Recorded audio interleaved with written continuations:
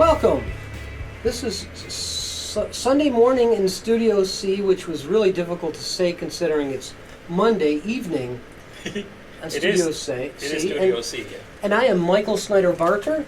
And I'm Andy Schiller. Hey, happy St. Patrick's Day, everybody. And we have our special guest, Jay Wash, is what I call him, but Jonathon Washburn Gardner. Yay! Jonathon Gardner, everybody, and here we go. And we are all in green, We are. so no one gets pinched. And it's lucky episode 13. Oh, by gosh, Bagora. So, Jonathon, you and I have known each other, at least a decade, if not a couple years more. I did the math, and I do believe it's been about 13 years. Lucky, Yes. 13. 13 is the number of the day. Play that on your lottery. I mean, 2 weeks before this is aired. You know, Jonathon, we first met at the old Brood Awakenings open mic gig. Yes, we did. We're going to actually, Ted Montai's on the schedule, too. Looking forward to talking to him. That's great. But we're talking to you now. How long have you been playing guitar? It probably, 15 years now. 15 years. I think, I started picking it up, a couple of years before we met at that open mic, because I went back to school to get my degree in music therapy, and there are 3 main competencies you need in that field, and that is piano, check, that was the first instrument I ever learned on, voice, double check, that's my primary instrument, has been since high school, and guitar. Yeah. And I didn't know, I knew what a guitar was, but I was not not proficient on that one, so I had Well, to learn it's too it. bad you haven't progressed too much. Playing the guitar is like playing 6 pianos. I never thought of it that way. If you take 6 pianos and stack them all up, it's just like a guitar. Oh, that's true, I suppose. Now, how many hands would that take? 12. Right. So, we're very enthusiastic after a full day of work for all 3 of us, and grateful that you're along with us. And can't wait to hear about your upcoming project and any gigs that you have coming up. So I guess the 2 of you just did a gig about 2 weeks ago. Yeah, 4 weeks ago to airing, but yeah, it was at the Ipsy Ale House. Yes, that was Yes. yeah, that was fun. We alternated songs that each one of us wrote, and I played on your songs and you played on my songs. I also accompanied you and you accompanied me. Yeah, just like that. Yes, and that particular day, I guess we went by Bark and Penguin Tales. Bark and Penguin Tales, yeah. Why penguin? Well, I thought about this after that. At home, my wife Melissa, she took to taking me Penguin or Peng or Pengy or anything, because when I moved in, I brought my large collection of plush penguins and things like that. A collector of penguins. Yes, so that name stuck. Now, that's not a name that ever really associated with my music career, but you brought that out. I thought Bark and the Penguin Tales sounded really cool. Yeah, when you say like the penguin, then it could be like the supervillain Of music. The supervision villain of music. Well, you do play a lot of love songs to women that are not your wife. Well, wait, now that goes back.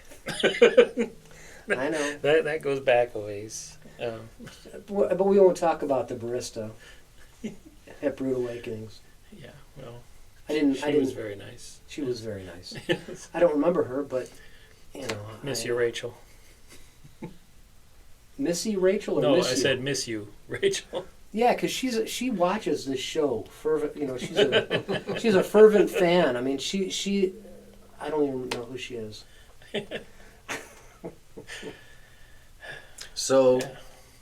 what I've noticed is that Pengy has come to some of the singer-songwriter sessions that we have here at the studio. once a month. Michael is the host, and your songs are like, blows everybody else away. We all look like amateurs compared to what you're doing. And I can't wait to have you share one of your songs. But there seems to be a lot of singer-songwriter nights up in Ann Arbor, and it's a pretty active scene. And I guess we're trying to support that here in Lenawee County by having singer-songwriter Saturdays. It's, what is it, the fourth Saturday of the month? Fourth Saturday of the month. And please let me know before you show up. I got to make sure all the chairs are set up properly. And anybody can come in and bring a song that you're starting to write, and tell us what you're uncomfortable with, and we'll try to help you tweak it. We're not going to tell you how to write your song, because it's your heart, man. It's your words. It's your feel. But if there's something that you're not comfortable with, we've got a lot of bad ideas that maybe can spark a good one for you. Yeah, that was what took me by surprise a little bit the first time I came to this. I'm used to singer-songwriter nights where everybody kind of highlights like their best work, what they've most polished, and sort of everyone's kind of showing off for each other. But this was more of kind of like a clinic to help you out early on in the process. Like a workshop, if you're having trouble with a line and need some ideas for how to rhyme it. And Andy certainly has the skill and ability and the talent and the, what other words can I say? Ability. He's Superman when it comes to shaping the melody, shaping the chords, shaping the sound. I'm your chord guy. I like chords. Yeah. He's the local music teacher, and he's locally teaching music. And Michael's specialty is the lyrics. I am the lyricist. And Jonathan, man, you wrote some kick-butt lyrics. This new project you're working on, how did it start? And what is it called? And I'll just shut up and let you talk. Well, it doesn't have an official name just yet, and it's taken a lot longer than I ever imagined when I first started it, which was maybe around 3 years ago now.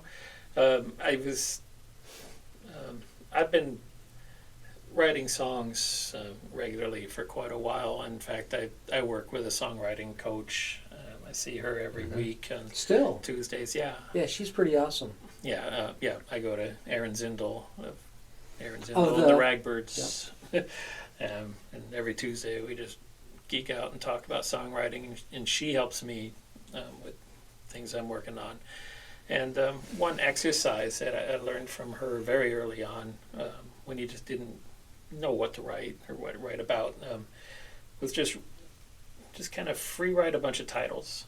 Just make a list of titles and see if any one of those jumps out at you. And so I wrote this list of about 10 titles, and one that kind of tickled my fancy was Zoe on the number 5 train.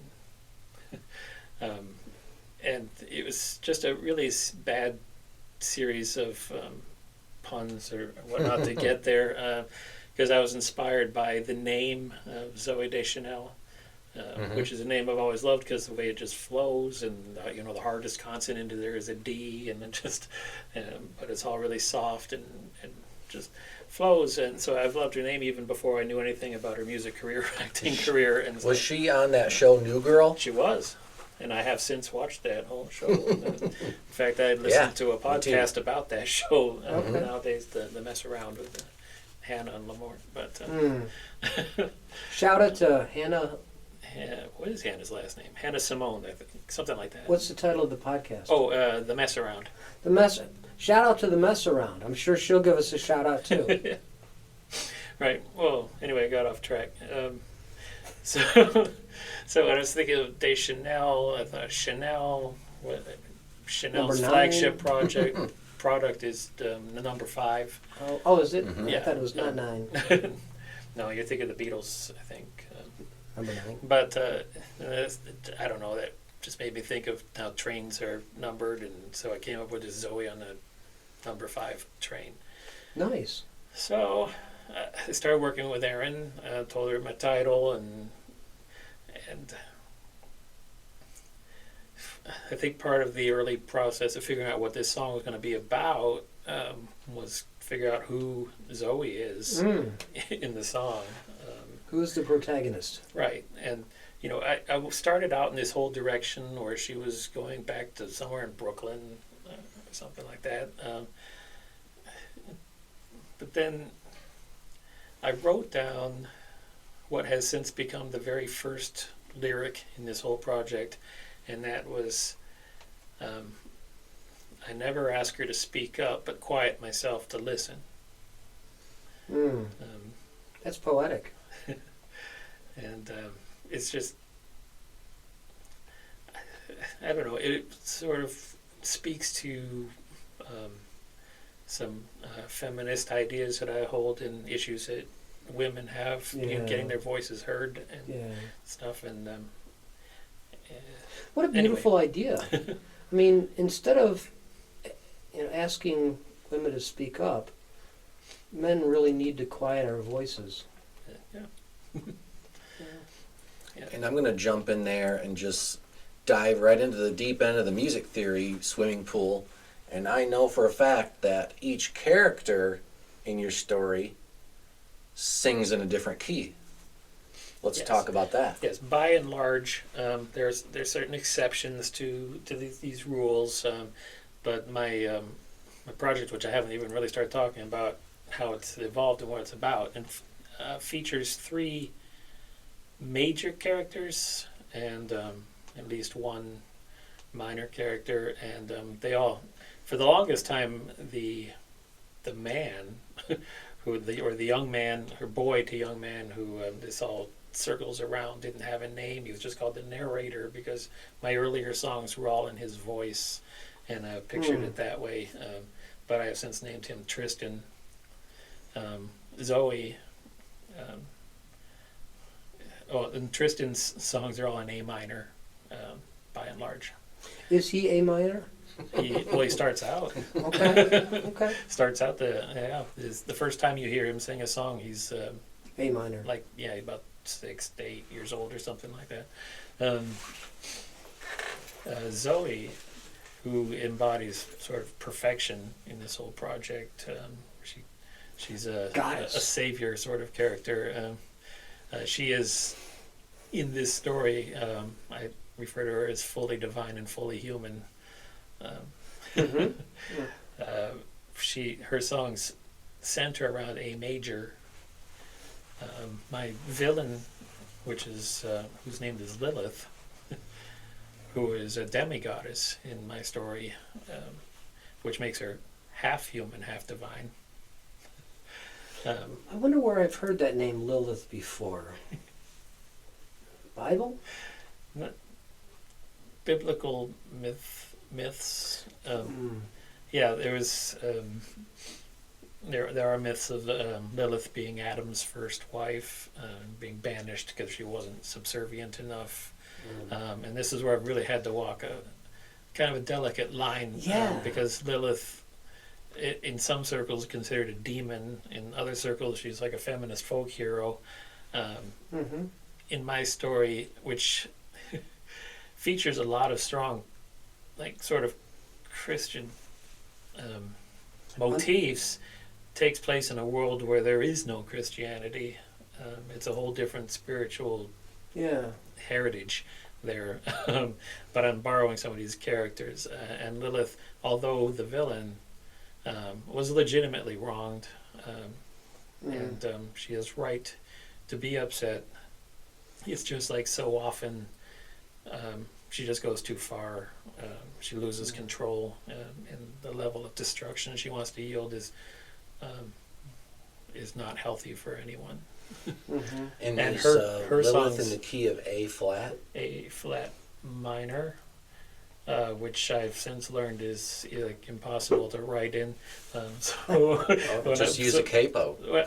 No, I use a capo. That's fine. It was when I went to write apart from my wife on mandola that I realized that every note being flat wasn't great. I changed the G sharp minor, in which case you still have 5 sharps, but it's a little Mhm. little better than a flat minor. You know what you get when you drop a piano down a mine shaft?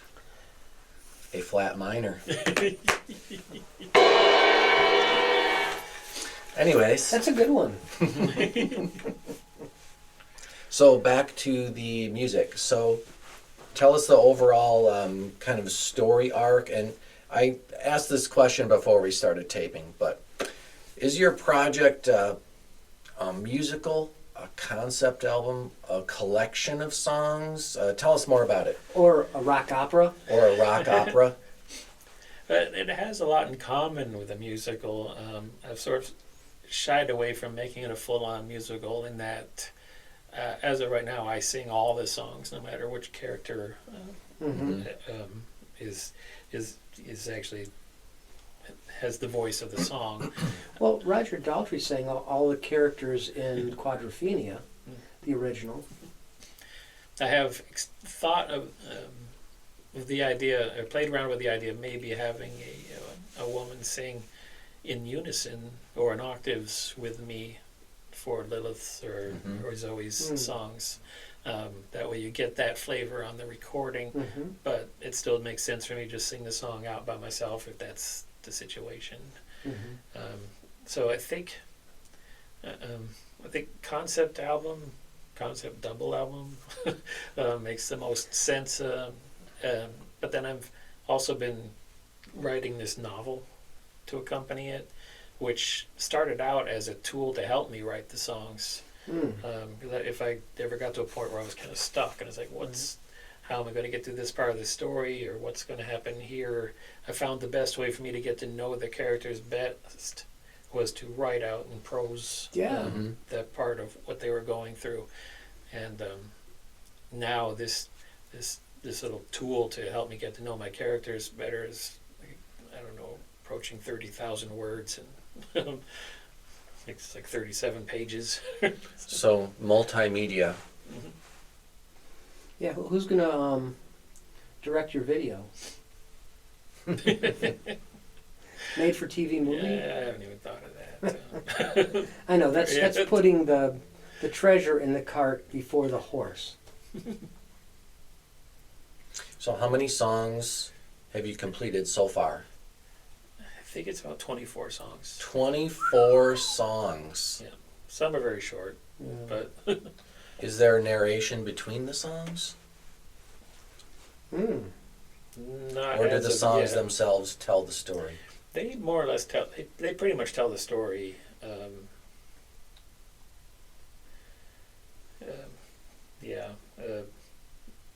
think you get the bulk of the story in the songs, except this novel that I'm writing is right now. It's got a part 1 and part 2. And the part 1 is Lilith's story, her origin story. Yeah. And there is a song in my cycle that alludes back to it. But other than that, there are no songs that actually come from that part of the story. And so you're writing also parts for other instruments? I'm getting there. You said you wrote some parts for Melissa. I did. We haven't Amazing. actually played these together yet, but I did write the part out. One of these days we'll try playing it and I'll see if it actually works. Right. Largely what I've done, some of my demos do have multiple instruments and whatnot, but that's just all me sitting at my MIDI keyboard and stuff with Right. Hey, if you can play the piano, you can play using your MIDI keyboard trumpet parts and harp parts and string parts and I have a lot of string parts in this and Cowbell parts. and bells, not a cowbell. We always need more cowbell. more cowbell is needed. Kennerly of the Harp Twins would agree with you on that. I'm curious if you'd play one of these songs for us. Sure. Yes, I but could do before you do, tell us about this sweet instrument that's sitting man. right next to you there. That's a lot of gold. This is a Gretsch Rancher Penguin. It's got a penguin on it. on the pick guard. And like pretty much every guitar I own. It was purchased by my wife. There's a funny story about this one in particular. I think it was for Christmas a number of years back. Could have been my birthday. If I don't remember that, it's because they fall close together. Sorry, Melissa. But she had, it was in a case that she got to, and she put it in our bed. And, you know. And you lied right on top of it and crunch. We got into bed, and I was just like scrolling stuff through my phone. Probably not doom scrolling. But just looking at stuff, and Melissa was on the other side of the bed with this guitar between us, and I had no idea for far too long. Was that because you had a double king size mattress? No, it's just a queen, but I mean, I guess I was big enough because I was just distracted by other things until I finally gave that up and started to roll, and I hit it. And, You know, what patience Melissa must have had, just waiting for you to discover this beautiful present. yeah. I hope my wife's watching, and my birthday's coming up too, so. But hey, it has a nice Fishman pickup. It has that nice gold inlay, and it has like a smaller size body, so maybe Yes. you could call it a parlor guitar. Yes, and that came in very handy. At the time I got this, I was working primarily in music therapy and hospice, and you never know what the space is going to be like. Right. Played by a lot of bedsides in a lot of cramped quarters, and the smaller guitar is nice. And despite its size, this has a really good sound. Yeah, it sounds great plugged in. I heard you play it at Michael's birthday celebration, and I think it was one of the best sounding guitars that were there. And there was, 30 guitars there, and this one just really had a unique and bright sound that cut through. Very much. Wow, I remember that, I think. I don't know, I remember our last gig, and I remember the album release at the... That was the one? Yeah. Oh, okay. Okay, right. Yeah, you were there. I guess I was. I remember dancing like a Peanuts character, and Mike Gentry laughing a lot about that, but that was a fun night. Anyway, this song, because it's the one I know best and the one I like best, is the one that is what I refer to as Lilith's origin story. Because most of her songs are kind of hardcore and electronic and techno sort of sounding things, but when she tells the story of her past and her mother, it gets more gentle, like this one. And this is called What I Wouldn't Do. I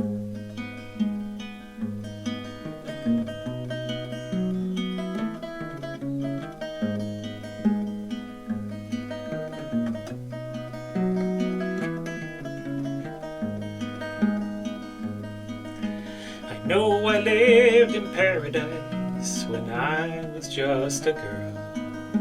My mother was my everything. She was my whole wild world.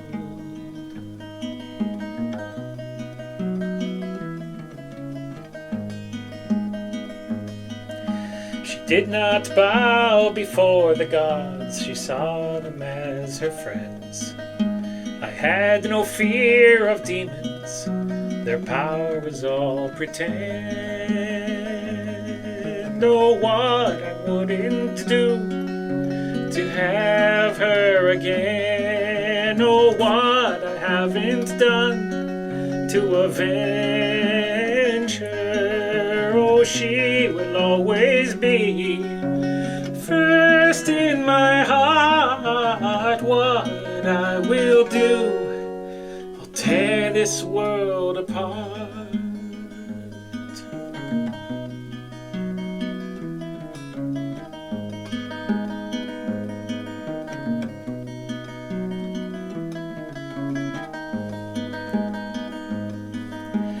Men are made of evil, full of violence and of greed. They took and used my mother.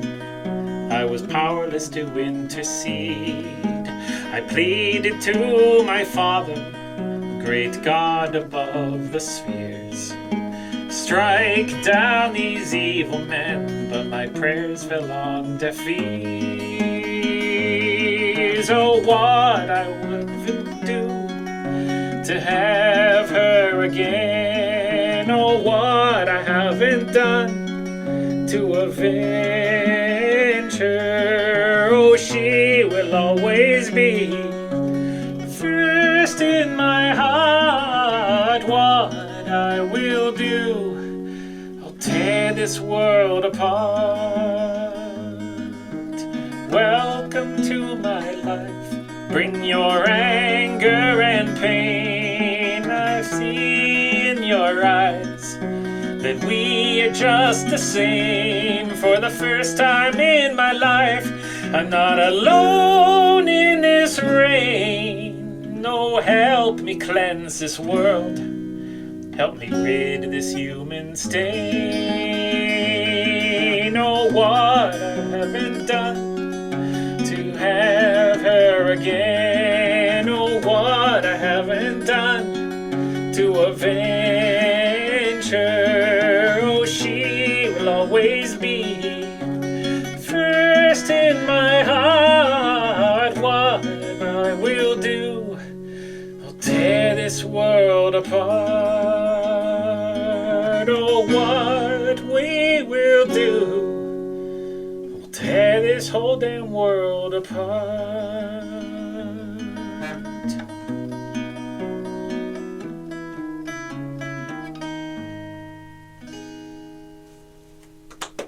Wow. Thank you, good. Man, Jonathan, I was watching your right hand, and your pinky did not leave the pick guard. No, yeah, it's a bit of a crutch, I guess. I don't. I mean, No, I'm envious. I mean, that's really cool. It keeps Don't feel bad, because that's what classical guitar players called the Fernando Sor method, and he was a classical guitar teacher from the 1800s, and he advocated for resting your pinky against the guitar. Okay. And he played that way. He All right. taught all of his students that way, and it became a thing. So I just, think we can see why. It makes life easier. Yeah.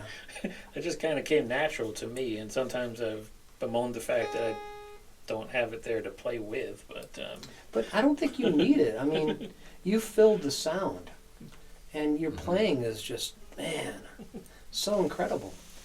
I could make about 50 different comments right now about all the different aspects of it, but one thing I'll say is that, a lot of players insist on, oh, I've got this gig, I got to put new strings on. But you know what? Your strings sound nice and mellow. And I can tell they're not brand new. they are not. In fact, I was just looking at this. I was in Columbus at a music therapy conference this last weekend, and I was looking at it, and I thought, I bet it's time to change these because it's been a while. I don't know. I think they sound nice, kind of worn in. They're settled in.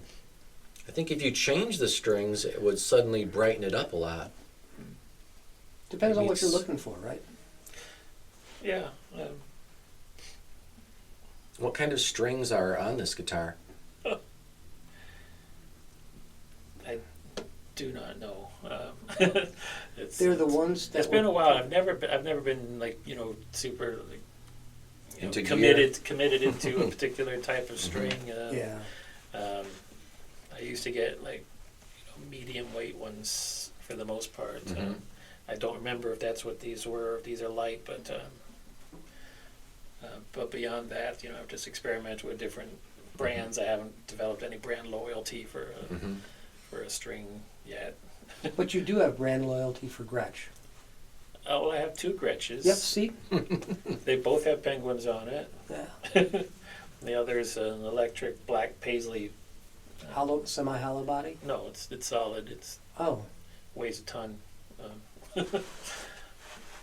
Well, my other comment so far about that music that was so brilliant is just the arrangement of the song is very well thought out, and it builds.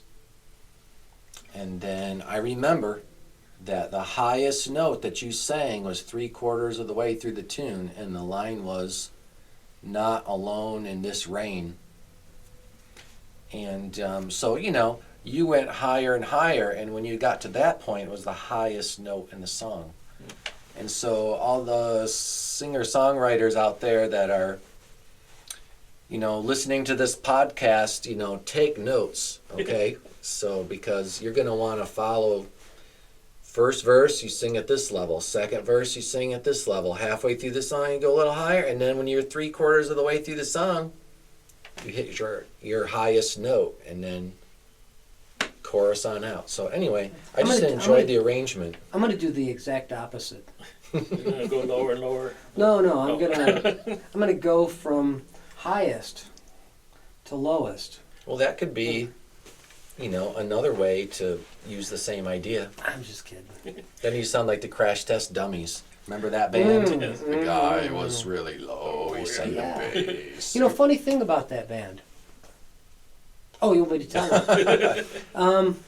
The lead singer, I think his name is Brad, or Brian, or something like that. He's married to a young lady that I used to live in their neighborhood. We lived in the same neighborhood, and she was one of 3 in a set of triplets, all born on Christmas Day. Wow. I love that. Yeah, and so I'm one Kevin Bacon from From the Crash Test Dummies. Yeah. They were great. Yeah. Okay, that was a non sequitur. But anyway, that song was in A flat minor. That's Yes. cool. Mm-hmm. Yeah. Yeah, and you mentioned the high point of the song fell on the line. It's like, I'm not alone in this rain. That when you hear the whole cycle, that takes on a bit of significance, because Zoe, the counterpart to Lilith here, she's somewhat supernatural, and it comes out in her childhood that, if it's raining and she goes outside, the rain stops. So there's a point later on, after Zoe and Tristan get together for a while, and Lilith sneaks in there and convinces Tristan that he's actually dangerous for Zoe, and only she has the ability to, only she has the strength to sort of be safe around him, and he falls for that, and he leaves a letter for Zoe and sneaks off in the night. Zoe decides to go home, taking the number 5 train, and so that's how that got worked in there. And while she's waiting for the train, she's standing in the rain, and she sings this whole song for the first time in my life. I'm standing in the rain. I got to tell you, this whole epic tale is never going to be finished, because it sounds like you could build on this for decades. So maybe decide where you want it to land for a segment, and maybe work on the rest. So that you can feel, less pressure. Or is that a terrible thought? Well, the thing is, I don't feel an awful lot of pressure, because okay. it's disregard everything. I mean, it's this passion project I've been working on for years, which, when I first started, I thought, this is really cool. I'm going to do this, and I don't care if it takes a year. And a year came and went, and, then I wrote a holiday song themed on it, and I released that one out there. You can find that on YouTube. Wait, find it under what name? J. Washburn Gardner. J. Washburn Gardner on YouTube. I'll try to put the link below in the description. Yeah, I'm trying to remember the name of that song right now. But we'll figure that out. The level of details, like Shakespearean, in the way that you thought out. Yeah. There's a plot behind the words, and the singer is telling a story that's detailed and complex, and it's not just trite or superficial. All right. Well, before I actually made up my mind that I was actually going to see this novel part of the project through, and I was just starting to write little stories, I said to Aaron in one of our sessions, I said, there's going to be this album, and then there's going to be pretty much like the whole Silmarillion behind it. Mhm. For those of you who don't know J.R.R. Tolkien, the Silmarillion held together a lot of the Lord of the Rings stories and materials with tons of background. Another thing that I noticed about your voice as I was listening to you sing that beautiful song is that there was a moment where, let's see, I don't know if I could play it. Oh, it's in A flat minor. Ah! You sang one note and did a slur, and it was 5 notes, and it just reminded me a little bit of maybe, I don't know, some Irish songs and how they do their ornaments. There was one ornamental phrase where you ended on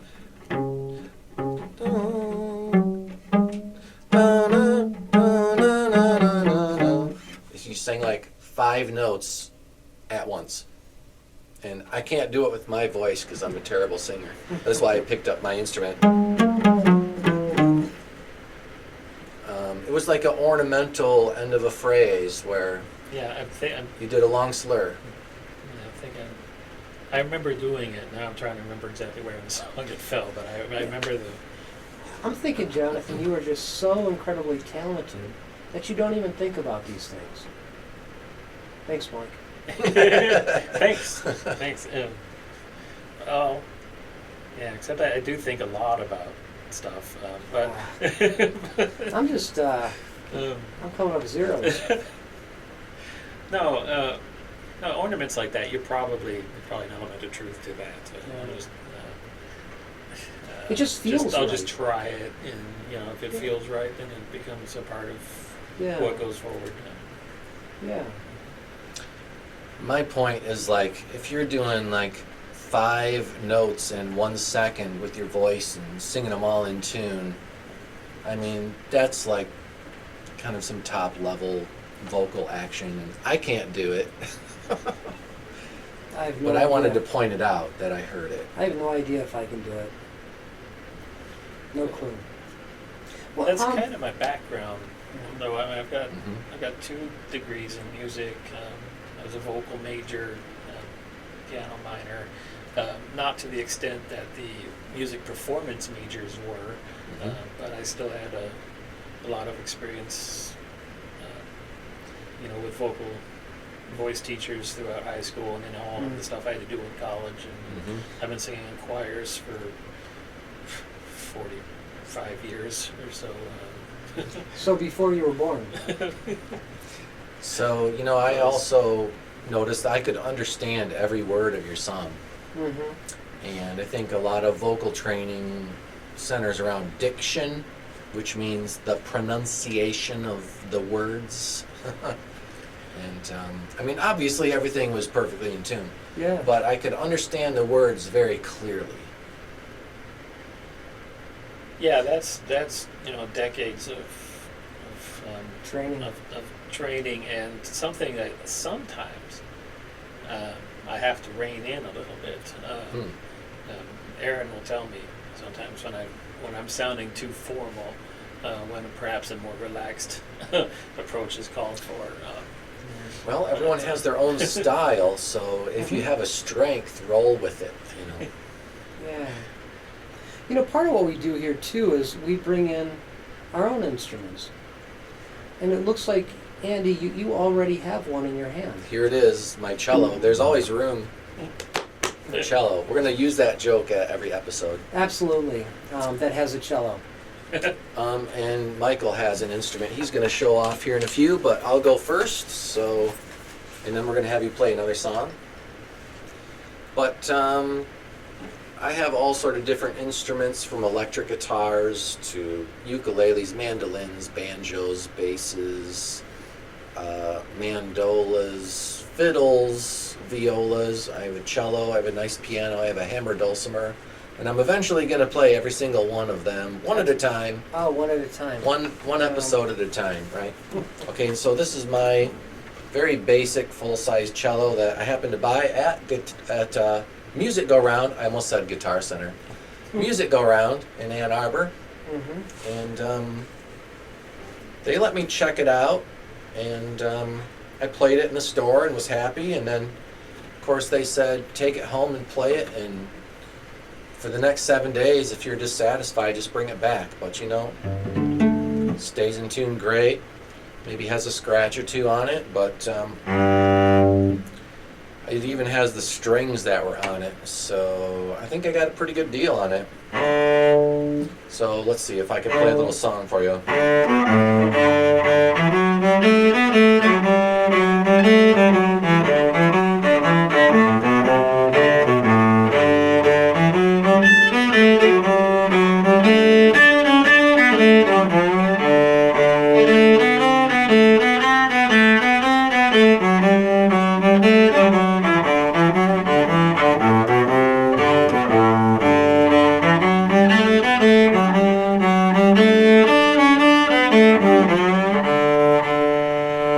There's a little St. Patty's Day number for you there.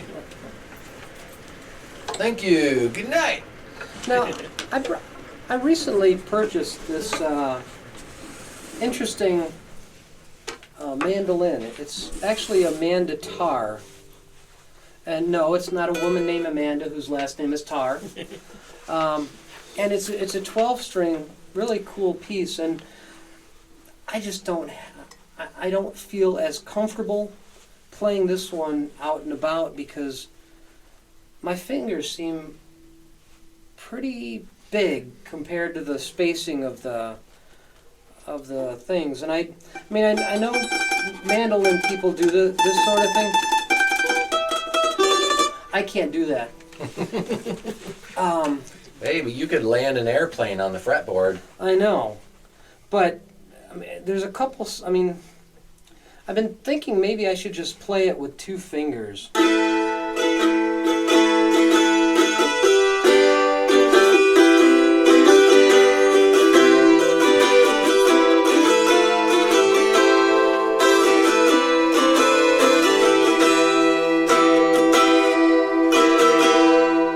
I think it sounds great. Yeah, in fact, you played it on my song that we're in the studio recording called "The Epic Tale." You have to say it like that. But yeah, this has been a fun little toy. So it's like a 12-string guitar. It's a 12-string guitar in the shape of a mandolin, otherwise known as Mandatar. a cheater. Because, if I had any shame at all, I would actually take all the time to learn how to play the mandolin, but I don't want to. It's like starting over. It would be like starting over. You have to relearn all your chords. I know, and I barely know the ones I know. A major 7, I don't know that one, or the D major 7, or C major 7, or C add 9. I don't know any of those. On a mandolin. On a mandolin. But I know them on a guitar. And I can play really cool things. But I got to work on this. Because isn't that what mandolin people do? Well, mandolin, yeah, that is a skill for mandolin players to play the tremolo like that, but there's no rules that say you can't just strum chords. Okay, then I'm done. I'm just doing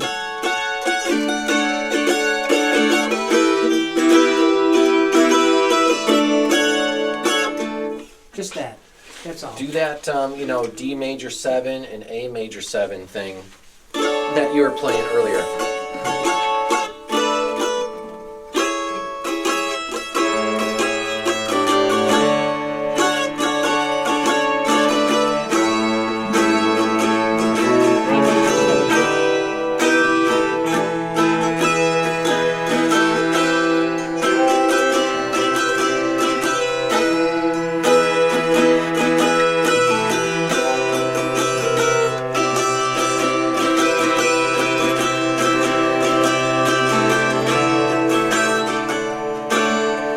It's a song I'm working on. I'm working on it on guitar, and I just wrote it, and so I barely know it.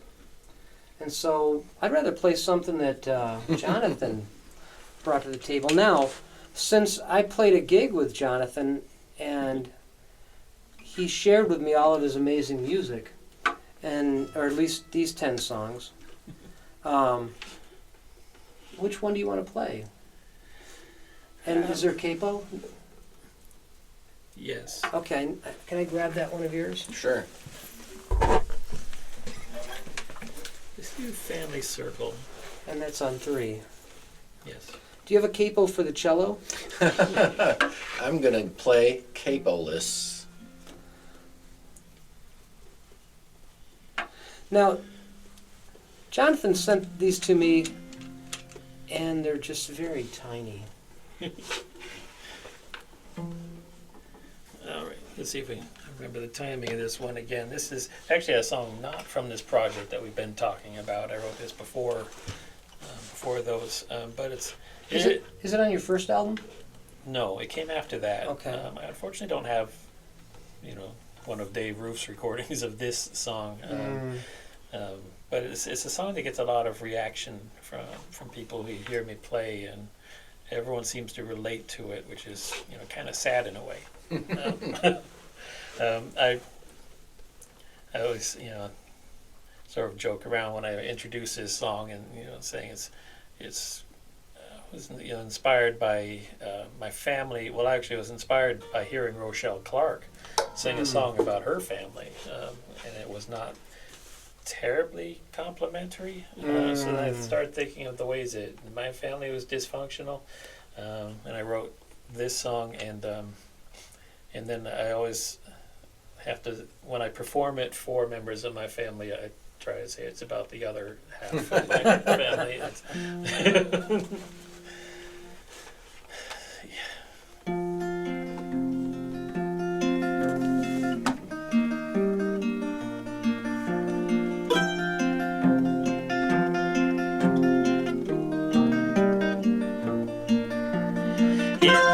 Broken family circle, we're all facing outward. We share common ancestors, but rarely share a word.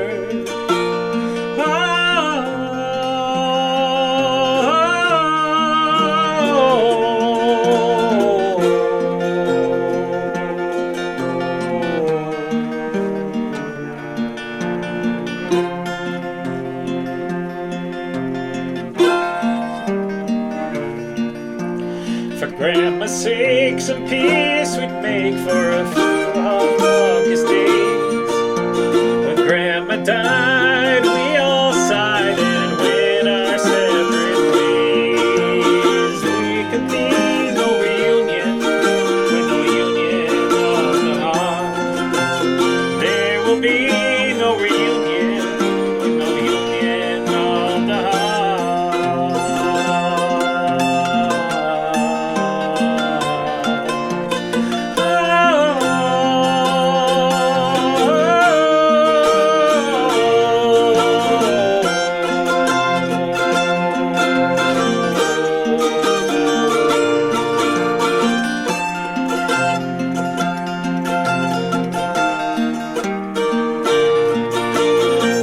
Say blood is thicker than water, but it's water what quenches my thirst. Of this whole human family, the ones I choose come first. There can be no reunion with no union at the start. There will be no reunion with no union of the heart.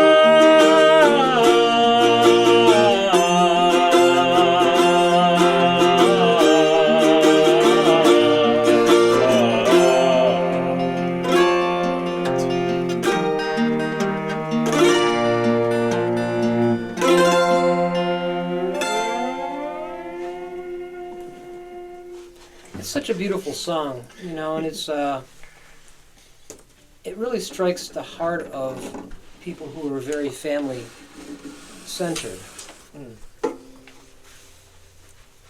Tell me about what you're thinking.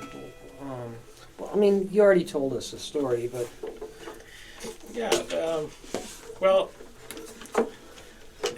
partially because of probably where I live in relation to the rest of my extended family, Yeah. which is far away. I don't have one of those real strong knit, close knit, like Yeah. extended families, and there have been times when it's felt sort of isolated or cut off from Yeah. various parts of it. Sometimes it's better than others. You know. yeah, that's the way it is with a lot of families. Definitely. But I noticed that you wrote that in 2018. Okay. That's what you wrote on the All page right. you Well, gave me. I guess I did then. Yeah, yeah. So that song's 7 years old. Oh. It's hard to believe. Pre-pandemic, Goodness it's like- gracious. A different era. I know. Before the lost years. How did you spend those years? Well, just trying to get by for the most part. Like my, everybody my, else, yeah. my hospice job kind of came to an end because I couldn't really get close to my patients. Yeah. And well, more important than that, the health system was running out of money because Yeah, things were nuts. they lost a lot of their income streams with certain procedures they just weren't allowed to do during during the pandemic. But then I got a work from home job with a bank in mortgage lending, which is my other field that I spent a lot of time in. Yeah. And that went great until the mortgage market collapsed. You know, there have been a lot of things that have been kind of going wrong over the last couple of years, but you're doing all right today. I am. Yeah. One thing I did a lot during the pandemic was running and baking. Mm-hmm. At the same time? Well, not exactly the same time, but usually within the same day. Unfortunately, baking seems to have won out. I still run a bit. I have a race streak going. I've run a race every month without fail for Nice. 13 years and 11 months now. Oh, man. Wow. Yeah, from Consistency. distances anywhere from 5K to 100K. 62 miles. Man. Which got I've referenced run in a song. 0.5K.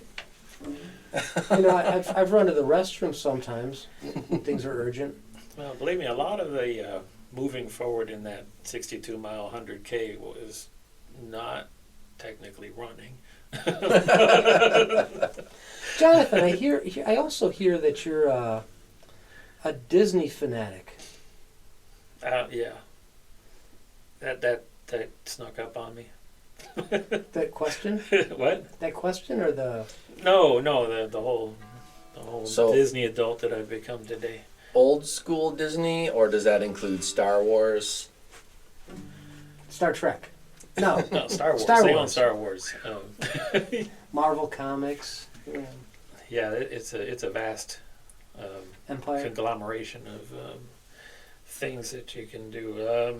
What do you really like? What trips that trigger in terms of the Disney stories? It's before the stories. It's really visits to the parks, which Oh, theme parks. Mhm. which are intertwined Magical. with their stories. Wow. It just takes you out of. It's a great escape. Which their stories are too. Probably can't see it, but on my ring here is Princess Rapunzel from Tangled. And that's probably my favorite movie. In fact, a lot of the races I run with a little shoulder buddy, Chameleon Pascal, gets a lot of attention. So it's the pageantry. It's the drama. It's the resolution. Yeah, that sounds good. Yeah. I remember going to, let's see, was it Disney World or Disneyland? I guess I went to Disneyland, the one in Florida. That's right? California. California, Disney World Yeah. then. Mhm. And I went twice. Once when I was 9, I think, and then once when I was 11. And, you know, getting on some of those rides, like I rode Space Mountain Whoa. over and over. And the Epcot Center was great. But I noticed, like you had those little golden books, and I remember reading the story about the I can't remember the name of it now, but it was a Disney book, and you would go in, and the book was about the walls got taller and the windows moved, and I can't remember the name of the story now, but I read this book about this mysterious mansion, and then I went to Disney World, and then I went in, got on the ride. It's like Very the haunted nice. It's like, mansion here with I the am. stretching rooms. The and haunted stuff. mansion with Yeah. the stretching rooms. Yeah, it's actually there. You can go there, and as a kid, you can go, wow, it's amazing. It's all encompassing, and I guess I missed that when I went, which was in '99. That's a classic. you go up to The the haunted mansion. castle. The castle's real. It's there. They have fireworks every day. Oh, Cinderella Castle, yeah. Yeah. Yeah. I think I was there New Year's Eve, 1999, going into 2000. They even have like Yeah. Captain Nemo's sub from 20,000 Leagues Under the Sea, and you could go down there and look through the windows and see the They- fish swimming. And They I no did all longer that have stuff. that. Oh, They took that attraction out. You can still do a similar attraction at Disneyland, which is more Nemo from Finding Nemo themed. But I did see the the Nautilus from Mhm. 20,000 Leagues Under the Sea the last time I did the Disney World Marathon, because they had some of Mm. those old props and ride vehicles like along the course. I do really see a lot of Disney influence in some ways in your songwriting and presentation, because it really is epic. Every song that you have written is polished. feels epic and polished. Well, thank you, Michael. I know. What It's do you very say to kind. that? What do you say?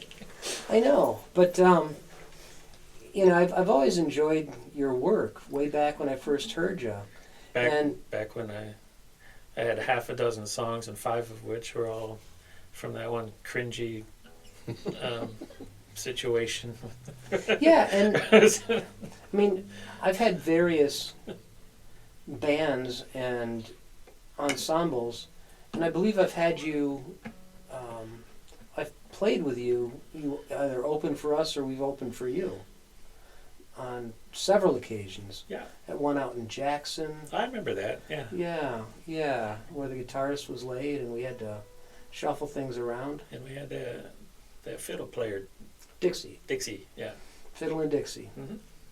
Yeah, Yeah, that was fun. yeah, she's a local legend. Yeah, and I know you opened for Ebb Tide somewhere. Somewhere. I don't remember where. 100 years I don't know, ago. our paths have crossed many times. I since know. I know. we First hanging out at those tables at Rude Awakenings. Yeah. Yeah. So you look like you're ready to play another. I don't know. I just thinking back to those days. Instinctively went to a song from which was actually one of the later songs, but it was inspired by that same situation that got me really writing songs. I don't know if I remember this whole song, but I'll give it a try. This is an older one. Oh yeah, Haunted. No?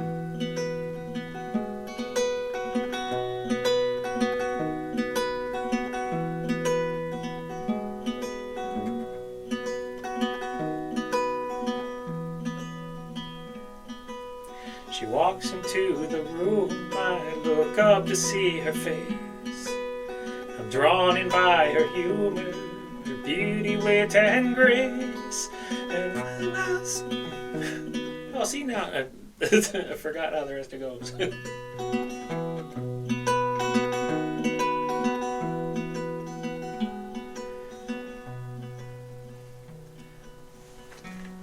Yeah, it's not coming to Would me. this help? That was great so far. No, Is this it? No, that's Haunted. That's the one. That's the one you thought it was because Haunted starts on. I could do Haunted.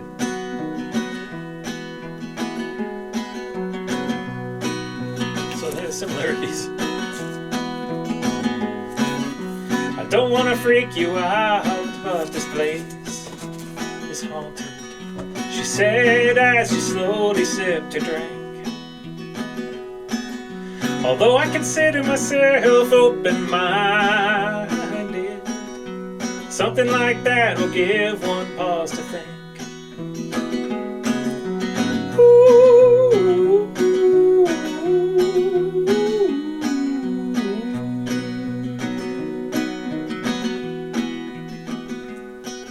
With a little nervous laughter, I looked her in the eye and asked her, what makes you so sure? Her hands shook as she tipped her glass up high. She slammed it down and asked me for one more. I knew right then she wasn't talking within these walls or the roof above, but in her heart lived the ghost of a newly departed love. In her heart lived the ghost of a newly departed love.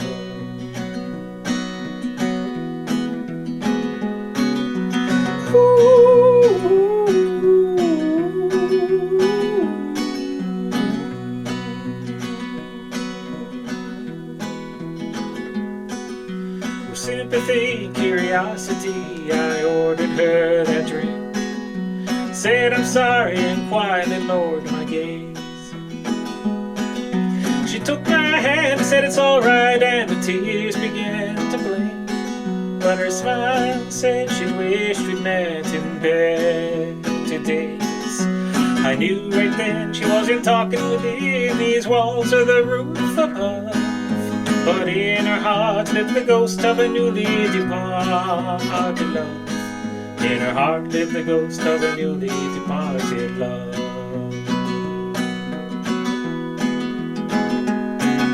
I knew right then she wasn't talking within these walls or the roof above, but in her heart lived the ghost of a newly departed love. In her heart lived the ghost of a newly departed love.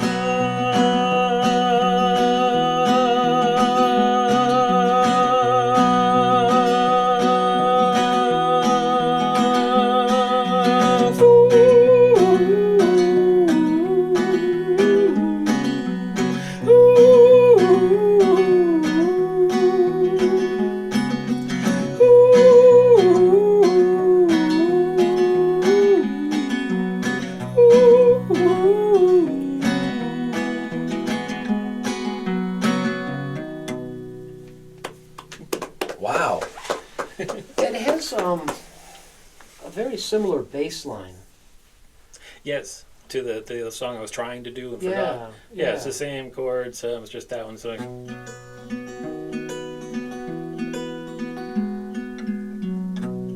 Yeah, that's what reminded me. yeah, so it's not. I used to do those songs back to back. It's just the Just same to thing. say that they are one song into the other. Yeah.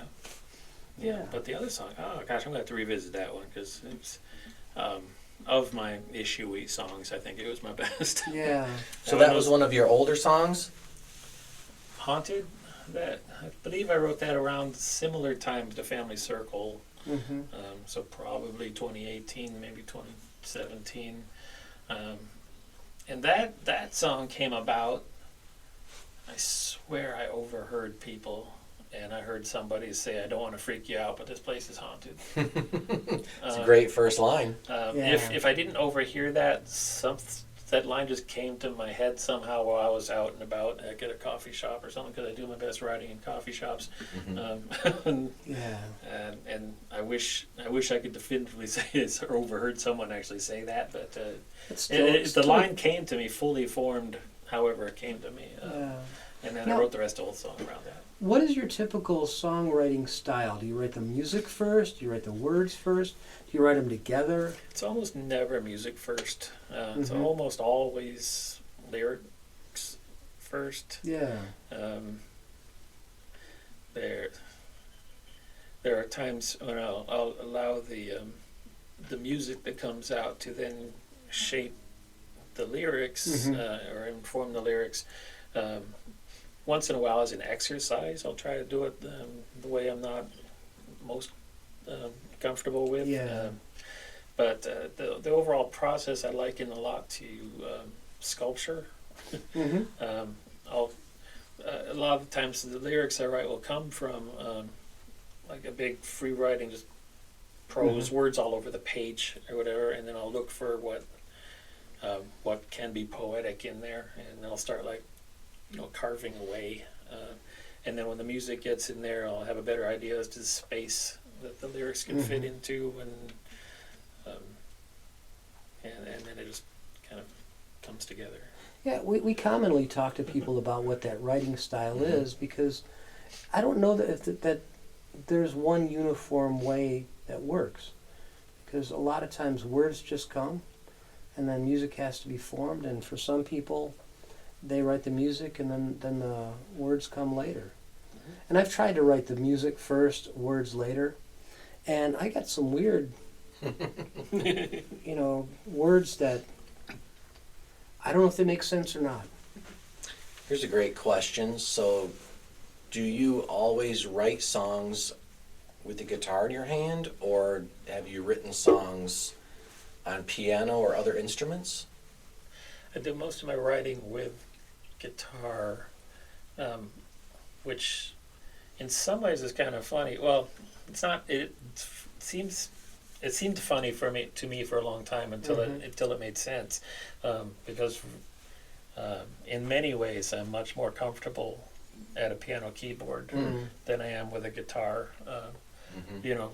Like I've been trying to get over this. In fact, I took a big class at the music therapy workshop on some cool like jazzy seventh chords and whatnot, and that sort of involves getting to know the fretboard better. But it's always kind of bothered me. I can't look at the fretboard and just have it make as much sense to me as a piano keyboard with the layout, with the black and the white keys, where I can instantly know what every note is. Is that common? Very common, yeah. But despite that, I am more comfortable writing songs with a guitar. I think it's because when I sit at a piano, I try to make it do too much. My fingers try to play everything, and I'm much more at home with just letting the guitar be an accompanist instrument, Right. and then let the voice take the lead. So, do you have a CD of that song that you just sang for us? Haunted? No.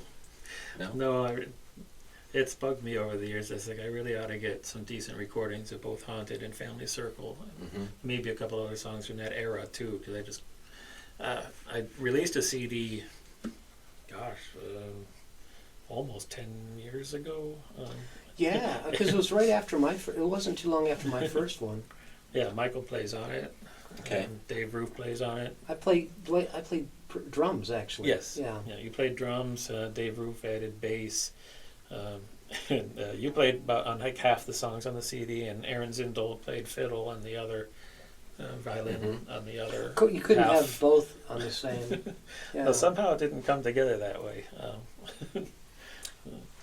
Tell us, do you have any recordings of the Zoe Project, or is that still coming down the line? I have one, and it's that Christmas or holiday song. Because it's on YouTube. yes, I'll have to double check. I probably put that on Bandcamp too. It would make sense. Dance Together in the Snow or something. It's Dance Together in the Snow or something. Yeah, it's similar. That's close to the title.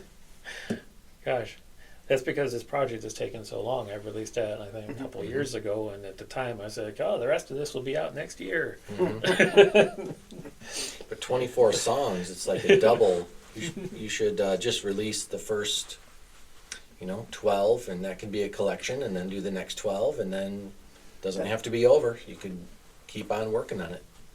Or is it that you there's some pieces in the middle that you're working on constructing? Well, the 24 songs are all in varying degrees of production and orchestration and all that stuff. So, and it's not like all the ones they weren't written in chronological order. And I get that. And even the ones that I may have written earlier may have not gotten as much attention as some of the ones I wrote later. And, but they're getting there. This what I wouldn't do is probably among the most polished of the songs. And just why I keep bringing it out and playing it out. Stuff like that. Now you also play guitar and sing in church. Is it in a group or is it solo, or just depends on the season? I very rarely play at church. There are a couple of occasions, around Christmas or during summer when we don't have the choir going, that Melissa and I will play some stuff together. Nice. Yeah, there's. We didn't do it this year, but there's a song I wrote, a Christmas song I wrote called "Such Tiny Hands" that Melissa joins me on. Tiny Hands would be great for this Mandola. Yeah, but then the first song I ever wrote, going back before I ever went to an open mic or anything like that, came about. It's called "Constance." I remember that song. Yeah, I don't know how I got so lucky with the first song I wrote for voice and guitar, having such staying power. But it was a situation where I was on the calendar to sing a solo at my church during the summer, and I didn't have anything picked out, and our music director was on vacation, and thought, well, what am I going to do? So I actually picked up our book of sort of the calendar of our saints. It's an Episcopal church, so it's a little different than the Catholic understanding of it. But I looked for that week, and I found Constance and her companions. She was an Episcopal nun from like the 1870s who went down to Memphis to run a school. While she was there, a yellow fever epidemic broke out, and she and her fellow sisters and the Roman Catholic nuns and stuff stayed behind and helped the people who couldn't afford to leave, but ultimately succumbed to the disease themselves. So I wrote that song. It's not a love song. No. Well, no. Well, I wonder if Jonathan could play us out with another song. Another song, please. And would you like to join him? Sure. I know. As long as it's not an A flat minor. No, really, I'm just joking. I could play in any key. No, this one. It's just some are easier than others. Can you play in the house key? What's the house key? A minor? So what do you think?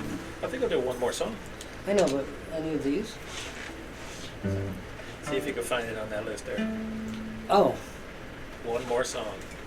Yeah. Is it called One More Song? Yes, it is. Hey, cool.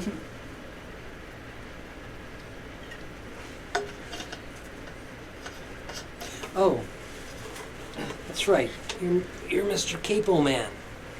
Yeah, this is the one where I do that trick where I capo all but the low E string. Okay.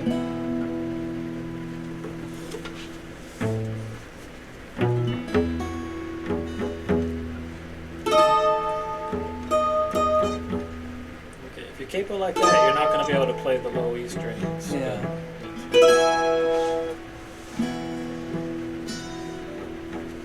Okay, one more song. Yeah.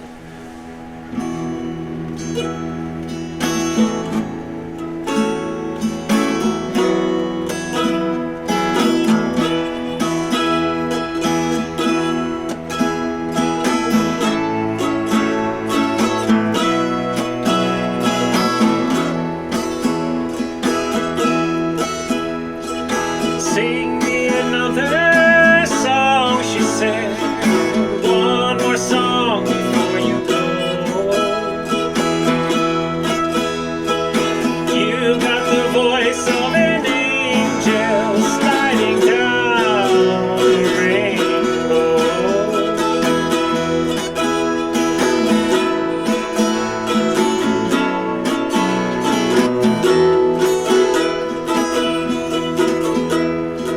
Sing me a song to warm my heart. I've been cold for far too long. Wrap me up in your melody. Wrap me up in your song.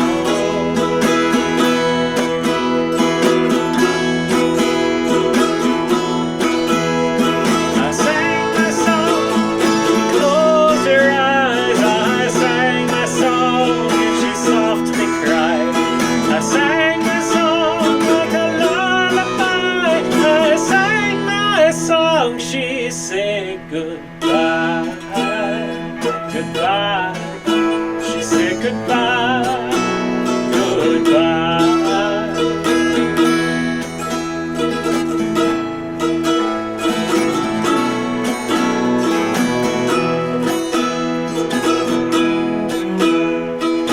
When I was finished, she gently sighed, gathered her things, put on her coat.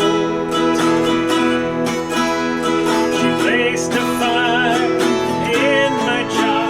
She didn't walk so much as flowed.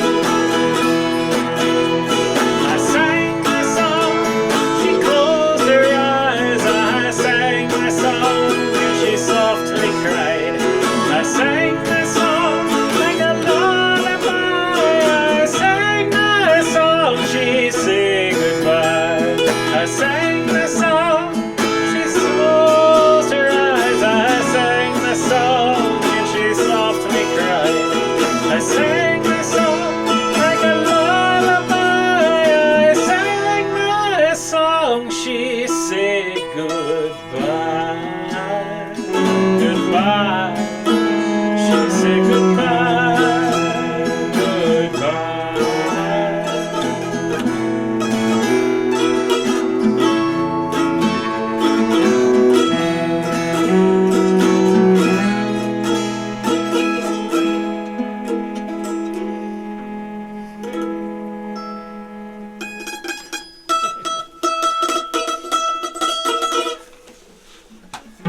Thank you.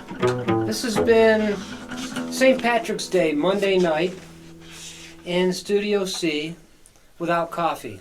And J. Washburn Gardner. Yay! Yeah, thank The you, penguin. Okay, Andy. And I've been Michael Snyder Barker, otherwise known as Bark's Tales, And I'm Andy Schiller. otherwise known as Andy Schiller. Good Night. Good night. Good night.